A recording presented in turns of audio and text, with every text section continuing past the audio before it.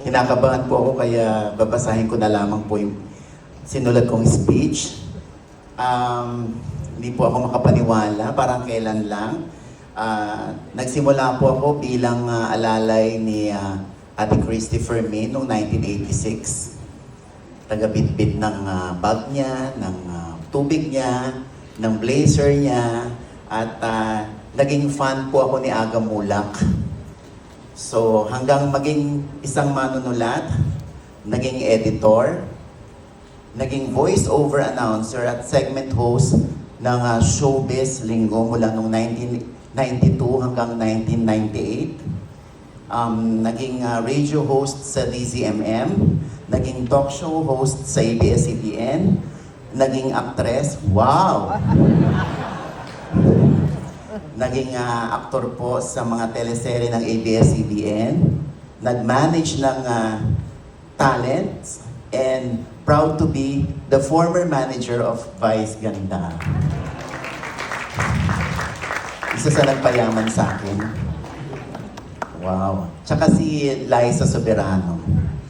So, naging vlogger din po ako, YouTuber, at ngayon ay tinatry po nating maging movie producer via the movie How to Get Away from My Toxic Family na showing na po July 30. Nag-vlog pa, di ba? Okay. So, at syempre, proud father din po ako ng 5 daughters and they are all girls.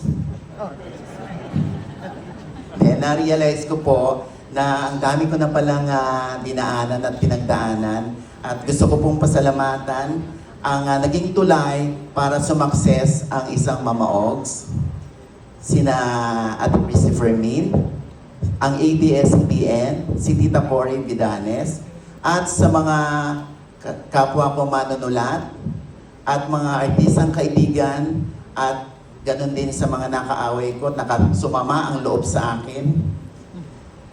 Sorry.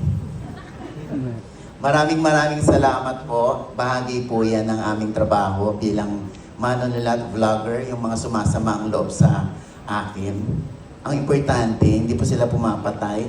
Okay. Kung hindi dahil sa pagta-trying hard ko po na hanggang sa marating ko kung ano man ang posisyon ko ngayon, baka hindi ko po deserve itong award na ito. Kaya maraming salamat. Mga kasama kong writers, editors, ng script. Thank you kasi nung ibinigay niyo sa akin itong parangal na ito, wala akong narinig sa inyo na mag-sponsor ka naman. Kumuha ka naman ng 3 tables. Ayan. Kaya thank you so much. Mabuhay kayo at maraming salamat, Lord.